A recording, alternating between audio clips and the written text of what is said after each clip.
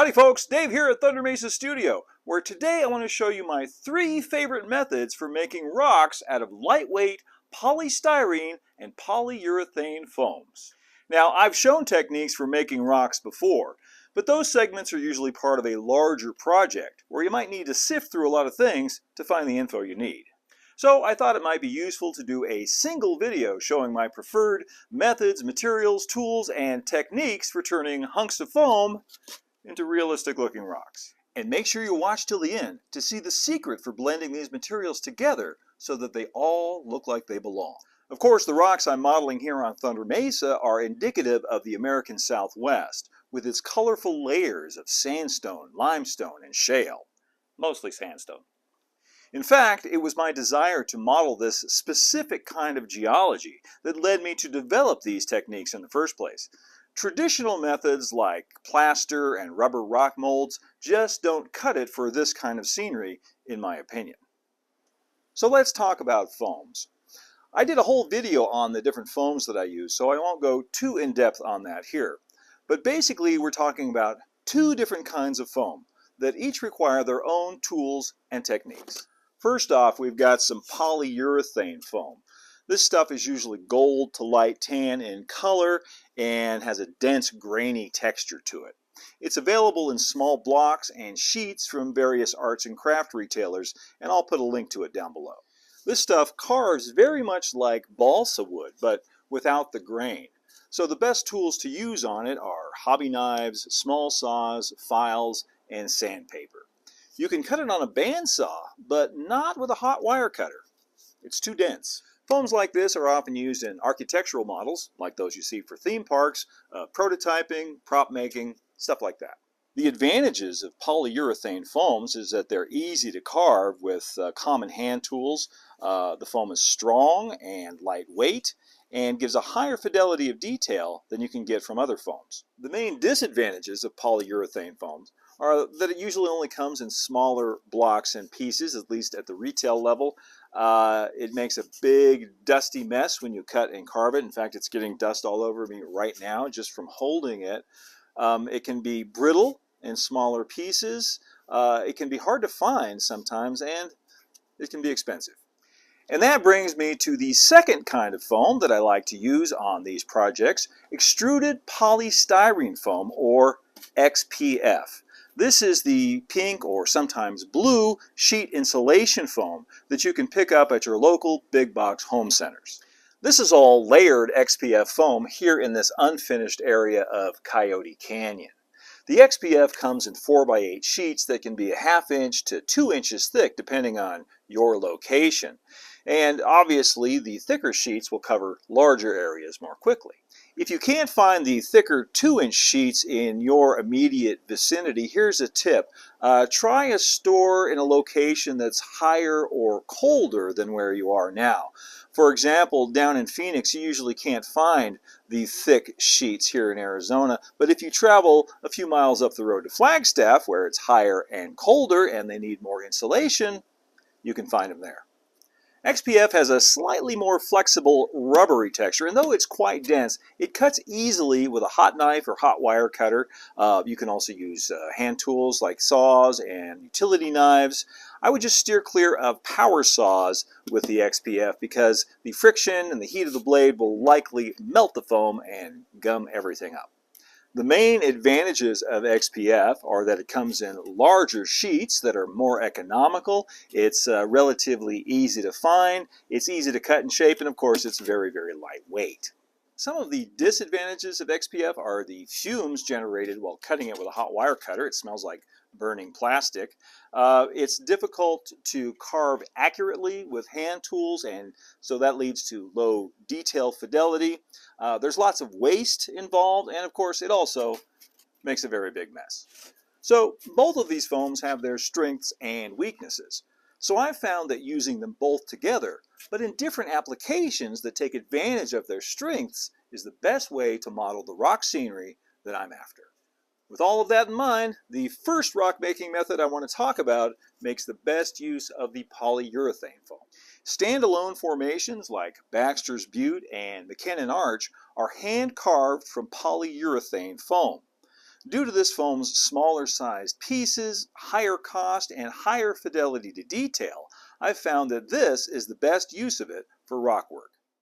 Of course, it also makes for great looking stone bridge abutments, culverts, brick chimneys, and even saguaro cacti. The limit is your imagination.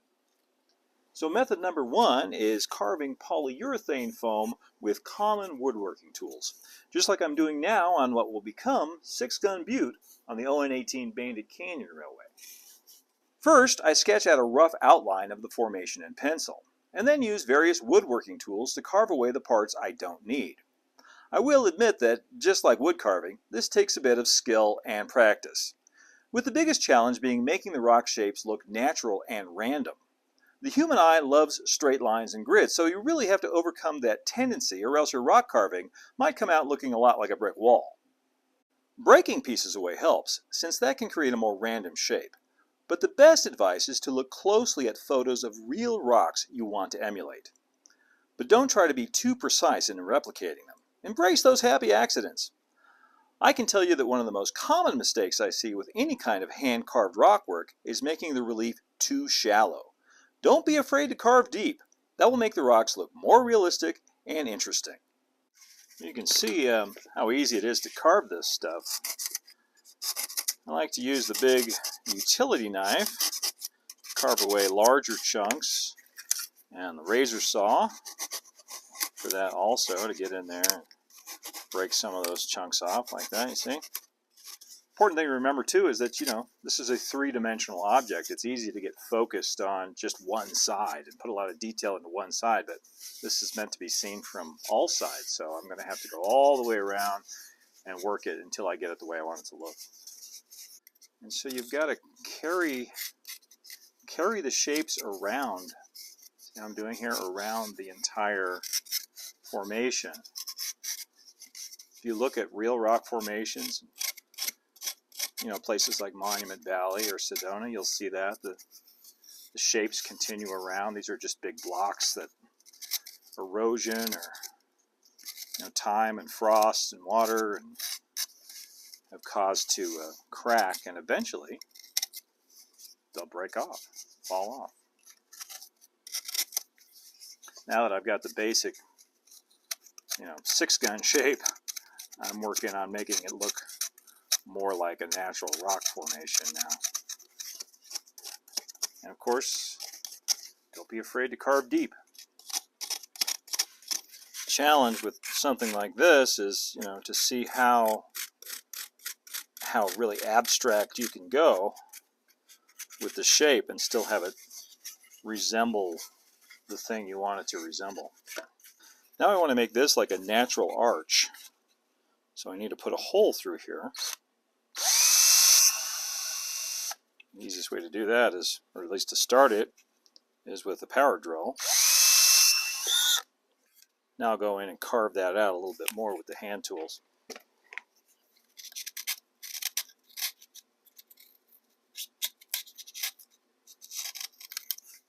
Now that I've got a shape that's pretty close to what I want, that's where I'll go back in with my smaller hobby knife and some small files and add, more facets and detail. It really helps, I've said this before, when, hand carving rocks like this, to think in terms of facets, not lines. Three-dimensional shapes. If you just go and put lines in, well, they'll just look like lines. But if you have the idea that you're creating three-dimensional shapes, it'll force you to look at it from all angles. Keeps it much more interesting and much more realistic looking.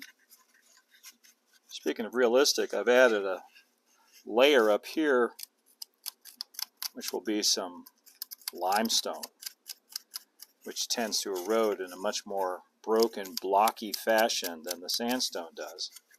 So it breaks up the monotony of the sandstone, and this is something you see all over the Southwest.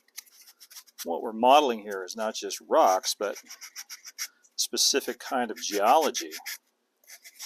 So it's helpful to know a little bit. You don't have to be an expert, but it's helpful to know a little bit about the kinds of rocks you're modeling. Right now I'm just using my flat file to go around. It's a very handy tool for making these strata lines here where different layers of rock meet. You gotta think of the sandpaper kind of like an eraser, you know, because if you use that, it's gonna take away a whole bunch of the detail that you just did. So use it sparingly. It's handy for taking away large amounts of material and, you know, rounding certain things off. Liking the way that looks. And the final tool I'm going to use on this for carving is actually just a hard lead pencil. This is a 5H pencil. And I'm not using it to make a pencil mark. I'm just using it to carve into the foam and strengthen up and deepen some of these cracks and crevices. You can also add more cracks. Make it look like individual bits are broken or breaking off. Just giving a little bit more definition in places like this, particularly where these layers of rock come together.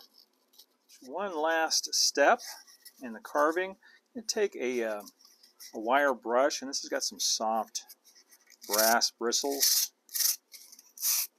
Just go lightly over the surface to add some more strata lines. You don't want to go too heavy with this because this will act the same as your sandpaper. If you do it too heavily, it will erase what you just did. You just want to add a little bit of grain to the rock there. Now, if you're watching me do this kind of carving and you're thinking, oh man, I can't do that, I would like to encourage you to give it a try. You know, just get some of the materials and try your hand at it. It can be a little time consuming to do something like this, but fortunately I really enjoy the process. I really enjoy carving rocks and, you know, bringing it to life, seeing how it's going to turn out. And I think if you give it a try, you will too. You know, a great man once said, if you believe you can't, or you believe you can, you're right either way. All right, 6-shooter butte. I'll be finishing this up for the Bandit Canyon Railway in a future video. But right now, I want to clean all of this up so I can show you the other 2 methods for making rocks out of foam. By the way, did I mention that this stuff makes a mess?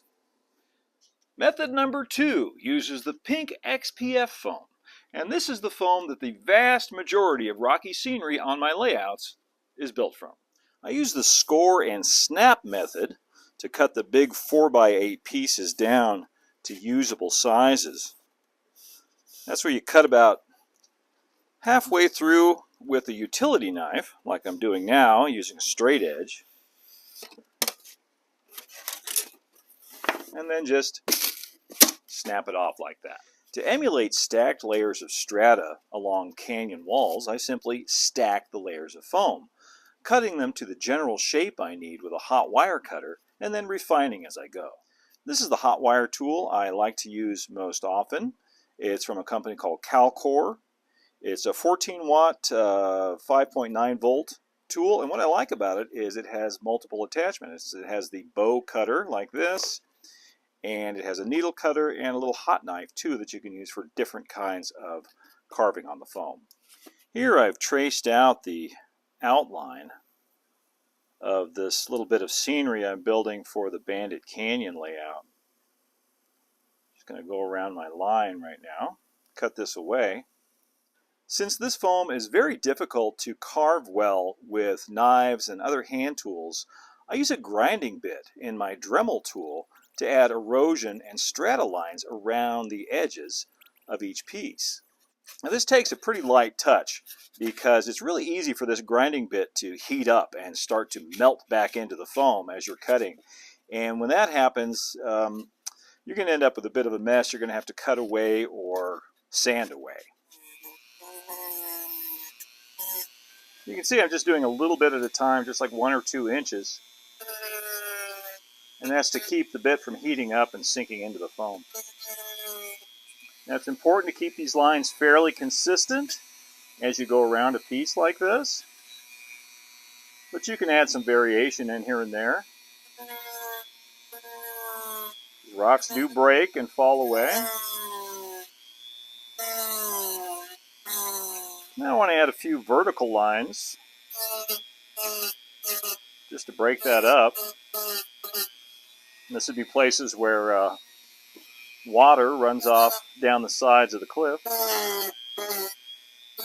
Again, I'm trying to avoid any kind of man-made looking uniformity on this. Erosion lines like this, by the way, are also a really good way to hide the joints between separate pieces of foam. Now with this piece more or less the way I want it, I can use it as a template for carving the next piece that goes on top of it. Just flip it over like that. And then I like to use a bamboo skewer to just go around and mark the outline. Now I can use my hot wire cutter to cut out this piece and repeat the same process again. Now that I've got my second blank cut to shape, I can go in and mark where I put those erosion lines on the lower piece so they all line up consistently from one piece to the next. I always hold on to the larger bits of foam that I cut away too. In fact, I have boxes full of pieces like this back in the back. But I use these to fill in here and there different pieces of scenery, smaller hunks of rock that have broken off, that kind of thing. So hold on to these and don't throw them away. At least not right away. Now some of you may be wondering, why do it this way? Why do it one layer at a time? Why not just stack the pieces of foam up and glue them together and then carve them all at once? Well, I've tried it and it's actually easier this way. It's much harder to get the Dremel tool in there to different nooks and crannies and hard to reach places when the piece gets too big or too thick. So this is the easiest way to do it. And now this piece becomes the template for the next piece above it, and so on and so forth until you reach the final height of the butte or mesa or rock formation that you want to build. Now that I'm happy with the way these layers are stacking up, I can start gluing them down and gluing them together, and for that I like to use a construction adhesive like this Loctite Power Grab. Works great on foam and plywood. And sometimes to hold things together while that glue sets up, I'll put drywall screws through the layers of foam, and that just acts as a pin. Hold everything tightly together. Threaded screws like this are going to work much better than just straight pins or nails will. For this next layer, I decided I want to have it overhanging the canyon, which is, very dramatic and fun to look at. So I just carved it away with the hot wire cutter and with the Dremel and added all the texture under there, just like you see. Once again, looking here at this unfinished section of Coyote Canyon, you can see that I've used different thicknesses of foam to represent different layers of rock. And the only difference between this foam here and the stuff we just carved is that this has been painted. Once I'm happy with the rock layers, I like to use Sculpt-A-Mold or joint compound or foam putty to fill in the gaps in between these layers, just like I've done here on this finished section where the Indian ruins are. And you can really see the difference between these unfinished rocks and the finished ones here to the right. The layers should be fairly clear, but if the separation between them is completely unbroken and perfectly consistent, then they won't look really natural.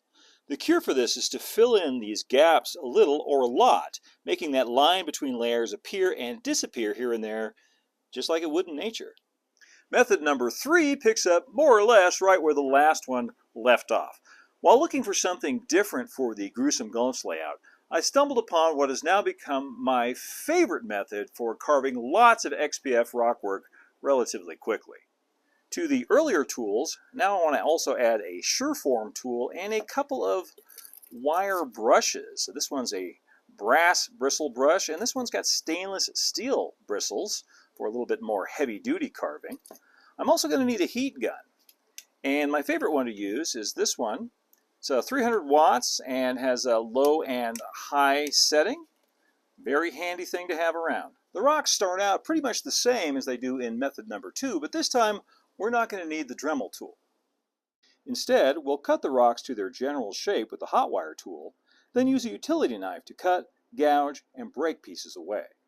Now, this step with the utility knife is super important because not only am I helping to better define the shape, I am giving the wire brush something to grab onto, because in the next step I'll be using the wire brush on this to really bring this rock layer to life. And if you just have smooth foam, it really doesn't have a lot to grab onto. But if you pre-carve it with a utility knife like this, it basically gives the brush a place to go and will make for much more realistic and deeply gouged and believable rock formations. Remember, don't be afraid to go too deep. Once again, now I like to go in with the brush with the stainless steel bristles and just carve back into that like that. I'm not using the light touch at all. I am really going after it in here. And the thing I like about these brushes is they have this smaller brush on this end, so if you really want to gouge in there and make it nice and deep, you can. Carving in those strata lines just like that. It's also handy for smaller areas that you can't get into with the bigger brush. Go in there with the small end and gouge those out. The brass brush is good for doing a little cleanup and some lighter work. You want just a lighter grain like that. You see the difference? You can use the brass bristle brush for that. You really don't want to be afraid of, getting in there and just breaking pieces away too, because that's going to create a much more natural look than you could ever achieve doing this just, by hand, by eye, trying to figure out what looks natural. A break actually is natural. Now I'm going to use my 300 watt heat gun. And I've got it about 2 inches out, 2 to 3 inches away from the surface. Go around, and that cleans up all the fuzz, the sponginess, and basically just locks that texture back into place. If you do this too much, it'll melt all of that detail away that you just carved in. But then you can always go back and get your wire brush out and do it again. All right. Now for this technique, it can be ideal to join your roughly shaped layers of foam together first, and then use the Sureform tool to smooth out the transitions. Now I'm reusing those same layers that we carved when I was showing you method number 2, because on the Bandit Canyon Railway I want them all to look like they were carved with this technique, to have that wire brush look. So I'm going back over them again, and this is important to know that if you do some of this carving on the foam and you're not really happy with it, you can always go back and change it if you want to. There's nothing wrong with the technique in method 2. It just doesn't match the rest of what I'm doing on Bandit Canyon, and I want it to match. Now I can really get in there with the wire brush and bring all of this to a higher level of finish. Just breaking big chunks away here and there sometimes, and that's fine. As long as it still fits where I want it to fit. Not too worried about it. Now I can go over all of that with the heat gun. Not getting too close and not staying in one place for very long, so I don't melt it too much. And just like with the other 2 methods, I like to go back now and fill in any gaps between the layers of foam with some Sculpt-A-Mold or joint compound or foam putty. In this case, I'm using some Foam Tack foam filler putty, which works great for this. Just want to be careful not to obscure all that rock texture that you work so hard to get in there. Wet paintbrush works well for pushing it back in there, just into the cracks where you want it. And of course, don't be afraid to get your fingers dirty. You can also add a lot of variety and interest by placing your rock layers at different angles, like I did here on the Gruesome Gulch layout, where I was inspired by the famous movie location out at Vasquez Rocks. And finally, how do we blend these different methods together to finish a scene? Well, the Sculpt-A-Mold and foam putty was one clue. Take a look over here at Baxter's Butte, where the carved urethane foam blends with the polystyrene foam right below it. I used Sculpt-A-Mold to fill the gaps and gently blend these different materials together. Then added real dirt, rocks, and other ground cover to further smooth the transition. But the real magic here is done with paint. Using the same general colors and techniques, whether the painting surface is polyurethane, polystyrene, Sculpt-A-Mold, or wood, goes a very long way to completing the illusion that we're standing somewhere in the canyons of the American Southwest. As I've detailed in other videos, I usually start with a medium scenic base coat, the same kind of medium dark tan over everything, be it polystyrene, polyurethane, wood, Sculpt-A-Mold, whatever it is, it gets the same scenic base color. Then, after that dries, I'll go back over everything with a dark wash, usually black and burnt umber mixed together with a whole lot of water. Sometimes I'll spray it on with a spray bottle, sometimes I'll put it on with a big brush, just to soak back into all of those nooks and crannies, those cracks and crevices that we carved into the rock, and deepen the shadows and the contrast. Then, once that dark wash is dry, I'll go back with lighter colors in different shades, dry brushed on the high spots to bring out the details, and doing that in successive layers, getting gradually lighter and lighter right up until the final highlights. And that's my painting process in a nutshell. But let me know in the comments below if you'd like to see a full video like this one that's just about scenic painting. And there you have it, my 3 favorite methods for making rocks out of foam. If you have a favorite that I didn't cover here, or if you have a question about any of the various techniques, you can go ahead and put those in the comments down below as well. Thanks for watching, everybody. If you found this video useful, don't forget to like, subscribe, share, hit that notification bell if you want to see more. You can also follow Thunder Mesa over on Instagram at thunder.mesa and see all that's new on the Thunder Mesa Studio website, including how to become a studio member, where you'll get early access to these videos, exclusive live streams, and access to kits and parts from my various builds. And that's at thundermesa.studio/membership. Until next time, keep moving forward, my friends, and adios for now.